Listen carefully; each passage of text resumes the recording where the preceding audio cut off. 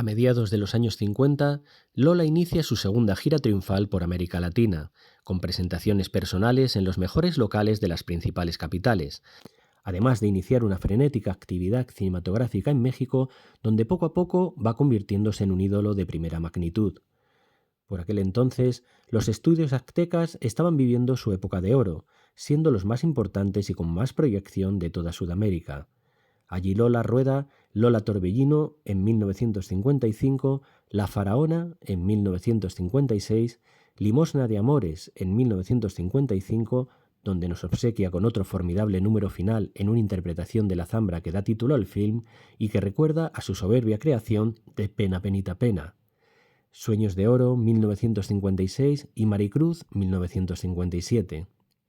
En todos ellos, la artista se ve acompañada de los principales actores del momento y figuras de la canción como Miguel Aceves Mejía, Antonio Badú o el compositor Agustín Lara, utilizándose la vieja fórmula de mezclar el folclore de ambos países para asegurar su distribución a ambos lados del Atlántico. Estos films irían bajando el listón de forma alarmante, siendo en su mayoría destinados a programas dobles en cines de barrio de consumo rápido, y en los que la mayor importancia reside en lo que la estrella aporta de su personalidad y talento, quedando como simples catálogos de su arte único y personalísimo. Cuando además se intentó recurrir a ciertos ballets de calidad, el mal gusto rozaría extremos alucinantes, como aquel en el que Lola se arriesgaba bailando el mismísimo bolero de Ravel, en medio de una coreografía llena de falso tipismo, al gusto de lo que por aquel entonces se exportaba como marca España. Entre tanto desvarío quedaba postergado el que hubiera sido a todas luces su proyecto más interesante en tierras mexicanas, un argumento que la emparejaría con una de las diosas de la cinematografía azteca, María Félix. A pesar de lo explosivo del encuentro entre las dos estrellas de personalidad tan poderosa, o quizás a consecuencia de esto, la idea nunca llegó a ver la luz. Es en México donde le ponen el apodo de La Faraona y donde el artista forja una parte de su leyenda, confirmando el idilio que la uniría al continente americano y que alcanzaría su cenit en el legendario homenaje promovido por Julio Iglesias en Miami en 1990, donde participaron los principales artistas de habla hispana del momento, tanto españoles como sudamericanos. A su regreso a España, tras 2 años de ausencia, se presenta con enorme éxito en los escenarios con el espectáculo Arte Español, con un cartel que incluía al cantaor Rafael Farina, a su hermana Carmen Flores y a un guitarrista llamado Antonio González, con el que el artista establecería una química especial desde el primer momento, lo que haría que la temperamental Lola, muy distinta a las mujeres de su época, iniciase todo un plan de conquista para obtener su amor. Ya a principios de los años 50, a la par que se convertía en una de las artistas más populares de su tiempo, crecía su leyenda de hembra apasionada, que anteponía la naturalidad de sus sentimientos al puritanismo y la doble moral imperante, viviendo sonados romances con los futbolistas Biosca y Coque, los toreros Gallito y Manolo González y el actor Rafael Romero Marchén, con quien incluso llegó a anunciar su boda a bombo y platillo en las revistas del momento. Sin embargo, tras numerosas aventuras en las dos mitades del mundo que alimentaban el morbo y la curiosidad de las gentes de la calle, Lola decidió, llegado el momento de acceder a la respetabilidad social, al enamorarse perdidamente de Antonio, un gitano barcelonés del barrio de Gracia, pionero de la rumba catalana. Al alba del 27 de octubre de 1957, Lola contrae matrimonio en la Basílica Real del Monasterio del Escorial con Antonio González, el Pescaílla. La boda fue un asunto un tanto tumultuoso, ya que Antonio se encontraba casado por el rito gitano con la bailarina Dolores Amaya, con la cual tenía además una hija. La familia de Dolores pretendía impedir la unión por este motivo, lo que hizo que la ceremonia se oficiase prácticamente en secreto a las 7 de la mañana. Los padrinos serían el productor Cesario González y la amiga y comadre del artista, la actriz y cantante Paquita Rico. Superados los iniciales temores, la boda se convirtió en uno de los acontecimientos sociales del año, a la que acudieron toda clase de personalidades del mundo artístico y la vida española del momento. Del brazo de su flamante esposo se lanzó a protagonizar una película tras otra, incluyendo a Antonio en los repartos como antaño había hecho con su hermana Carmen. En 1957, ambos protagonizaron junto al galán Gustavo Rojo la segunda versión de María de la O, dirigida por Ramón Torrado. Además de la zambra titular, original de Estrellita Castro, Lola interpretaba temas históricos de la canción española, como las creaciones de Conchita Piquer, No te mires en el río, Dime que me quieres, Ya no te quiero o Herencia gitana, junto a números propios como el célebre Lerele, su primer éxito como artista, o la rumba El Cabrerillo, interpretada a la limón con Antonio. En 1958, la propia Lola se convertiría en productora de Venta de Vargas, una historia centrada en la época de la invasión francesa, donde la estrella, en su papel de ferviente patriota en pie de guerra contra los gabachos, intentó ofrecer un recital melodramático, aunque dado lo pueril del argumento y las situaciones, una vez más solo convenció en su interpretación de las coplas No me llames Dolores, Venta de Vargas, Romance de Juan Limón, con el Vito Vito y el tanguillo María Belén, una de sus creaciones más soberbias. En aquel mismo año, el matrimonio volvió a aparecer en la coproducción mexicana Échame a mí la culpa, junto al cantante Miguel Aceves Mejía. Dando un respiro a su incesante actividad cinematográfica, la pareja se presentó en el Teatro Calderón con el espectáculo Luna y Guitarra, donde, entre otros, Lola estrena el divertido tanguillo Catalina Fernández la Lotera, que el artista abordaba dando rienda suelta a una irresistible viscómica.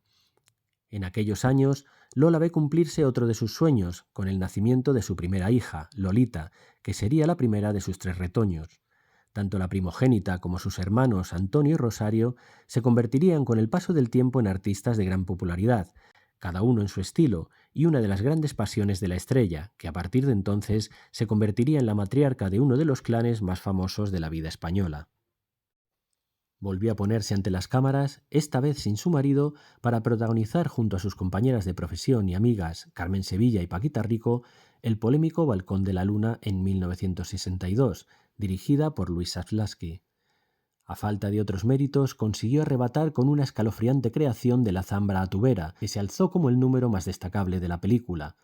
Por lo demás, las 3 protagonistas naufragan en medio de un guión ridículo, donde a fuerza de intentar lucirse, esclavizaron la coherencia y fluidez de las secuencias musicales, exigiendo, entre otras cosas, idéntico número de planos. Aún así, la película conserva un inevitable encanto kitsch, especialmente el chotis que reunía a las 3 estrellas en clave chulapona, llamado Ay qué calor. Incurriría de nuevo en 2 lamentables experiencias mexicanas perfectamente olvidables en un momento en el que el subgénero gitanos y charros estaba ya dando síntomas de agotamiento, tituladas De color moreno y La gitana y el charro, ambas de nuevo junto a su marido. En la última de ellas aparecía brevemente la primera hija del matrimonio, una Lolita de 6 años de edad. La mediocridad de estas producciones empieza a ser alarmante, sobre todo en un momento en el que la canción española empezaba a ser relegada por los nuevos ritmos que venían empujando con fuerza. La escasa relevancia de su filmografía pone de relieve la fuerza del talento artístico de Lola, cuya continuidad cinematográfica sería inexistente de no ser por su personalidad y temperamento como artista, cualidades que siempre se alzaron por encima de los débiles y en ocasiones execrables argumentos. Haría gala de todo su poderío en el montaje de La Guapa de Cádiz en 1966, uno de sus espectáculos más celebrados, estrenado de nuevo en el Teatro Calderón, cuna de sus mayores éxitos teatrales. En una época difícil para la copla debido al apogeo de la música pop, Lola puso en pie un montaje modélico en su género, con el que triunfó por derecho obteniendo algunas de las mejores críticas de su carrera. Sin embargo, era evidente que los gustos del público estaban cambiando. Cada vez era más difícil amortizar los elevados costes de los espectáculos folclóricos. Por otro lado, el tipo de cine que representaba había quedado anticuado a ojos de las nuevas generaciones, lo que hizo que sus apariciones en la pantalla se fueran espaciando. A pesar de todo, ella continuó con una incesante actividad artística en salas de fiesta y televisión, que se convertirían en adelante en refugio de los viejos mitos del folclore patrio. En 1968 intervino en una coproducción argentina prácticamente olvidada, titulada Aventura en Hong Kong, junto al cómico Luis Sandrini, y un año más tarde logró hacer realidad el sueño de recibir el premio del Sindicato Nacional del Espectáculo a la Mejor Actriz por su interpretación en la comedia Una señora estupenda, dirigida por Eugenio Martín en 1969, en el que Lola realizaría un auténtico recital típicamente Flores que sería sin duda lo mejor de la película. En los años 70 comienza a producirse una inevitable y necesaria transformación en la sociedad española, que trae consigo una disrupción con las fórmulas del pasado, en un intento de salir del letargo al que el país había sido sometido durante una dictadura que estaba ya dando sus últimos estertores. Con la intención de adaptarse a las nuevas corrientes, Lola hizo avances para obtener los papeles protagonistas de No es bueno que el hombre esté solo, en 1972, y La noche de los 100 pájaros, en 1976, dos títulos que de algún modo venían representando un nuevo modo de hacer cine tanto estética como temáticamente. Sin embargo, ambas películas fueron a parar a manos de su amiga Carmen Sevilla, que estaba relanzando su carrera con un cambio de imagen decididamente atrevido. La faraona se quejaba de no tener amigos en el cine que le ofreciesen buenos papeles como actriz, aunque es cierto que tanto su físico racial como su personalidad se encontraban menos cercanos que el de otras actrices de su generación a las necesidades de cambio del nuevo cine español, amén de que Lola era la máxima representante de un folclore por aquel entonces equívocamente obsoleto de cara a las nuevas generaciones.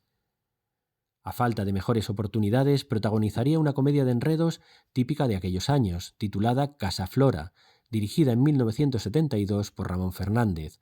donde rozó la genialidad en dos números inolvidables, el trabalenguas Cómo me las maravillaría yo, y un alucinante tanguillo telefónico interpretado a la limón con una no menos genial Estrellita Castro, ya prácticamente retirada de toda actividad artística y que se alzaría como lo mejor de un film simplemente discreto. Con El asesino no está solo, de 1973, intentó de nuevo un cambio de imagen que no interesó ni a crítica ni a público, que huyó en desbandada de las salas donde se proyectó aquel título, del que su director, Jesús García Dueñas, relegó alegando que la presencia del artista le había sido impuesta por los productores de la cinta, retrasando posteriormente su estreno porque Lola había dejado de ser rentable en el cine. En adelante limitó sus intervenciones a galas en salas de fiesta y televisión, confirmando que el poderío de su arte y la fuerza de su presencia en directo seguían intactos. A la par iniciaba una dura y ardua lucha contra un cáncer de mama que le había sido diagnosticado en 1972. Arropada siempre por su familia y amigos, Lola dio lecciones de coraje y tesón, arañando tiempo y ganando años a una enfermedad que la estaba minando por dentro sin que el gran público lo notase hasta el final. Regresaría a las pantallas en 1983 con la película Truanes de Miguel Hermoso. Parece ser que por recomendación de su amigo Paco Raval, protagonista del film. En ella pudo Lola dar por fin la medida de su talento como actriz, al que tanto se había referido a lo largo de los años sin que ningún productor hiciera demasiado caso. Reafirmó sus posibilidades en este sentido con su intervención en Los Invitados, dirigida en 1985 por Víctor Barrera, donde el artista ofreció una interpretación llena de fuerza, desprovista de todo glamour, demostrando que las quejas esgrimidas a lo largo de su carrera sobre el desaprovechamiento de sus facultades dramáticas no eran tan descabelladas como muchos hubieran podido pensar, y que ella confirmó en su personaje de la serie televisiva Juncal, de nuevo junto a Paco Raval como el torero buscavidas del título. Entre ambos títulos participó en el bodrio Juana la Loca de vez en cuando, película alimenticia completamente olvidable, por más que en el personaje de Isabel la Católica Lola diera todo un recital de ironía y cómplice comicidad con su público de siempre. En 1987 protagonizó un sonado escándalo al ser demandada por Hacienda por la cantidad de 400 millones de pesetas por fraude fiscal. España entera asistió al insólito juicio de uno de sus ídolos nacionales, a la par que la prensa sensacionalista se cebaba en presentar todos los aspectos de esta condena ejemplar. Finalmente Lola fue sancionada con una multa de 52 millones y el reintegro de los impuestos no declarados durante los años 1981 a 1985. A la par que se sometía a un injusto escarnio público con el cual se pretendía concienciar a la población de la necesidad de cumplir con sus obligaciones fiscales, surgieron los primeros homenajes a la Lola Eterna. El más sonado sería el que se le tributó en la ciudad de Miami en 1990, donde participó una representación de lo más granado de los artistas hispanos del momento: Rafael, Julio Iglesias, Rocío Jurado, José Luis Rodríguez el Puma, Olga Guillot y Celia Cruz, entre otros, además de la familia Flores al completo. Su última aparición en el cine español se produjo en 1992 con el documental de Carlos Saura Sevillanas, en el que aparecía ya en calidad de mito viviente, imprimiendo un magnetismo escalofriante a su baile, confirmando que como artista nunca dejó de sorprender y dar lo mejor de sí misma. Una vez más, la televisión le ofreció un lugar en el afecto del público, al ser contratada por Antena 3 y Televisión Española para sendos programas junto a su hija Lolita, Sabor a Lolas en 1992 y Ay Lola, Lolita Lola en 1995, que supondría su última aparición ante las cámaras, donde una Lola desgastada y cansada aún daba lecciones de vitalidad presentando resistencia a la enfermedad que terminaría con su vida.